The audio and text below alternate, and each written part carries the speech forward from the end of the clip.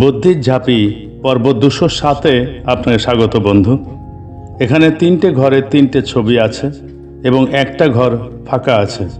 1, 2, 3 পরপর 3টে ছবি থেকে একটা করে অক্ষর নিয়ে একটা অর্থপূর্ণ শব্দ বানাতে হবে, যেটা বসবে চতুর্থ ঘরটায়, যা আপনি নিশ্চয়ই পারবেন। আপনি ভাবার জন্যে 20 সেকেন্ড সময় পাবেন। তারপর আপনি আপনার উত্তর কমেন্ট বক্সে লিখে দিন। আপনার সময় শুরু হচ্ছে এখন।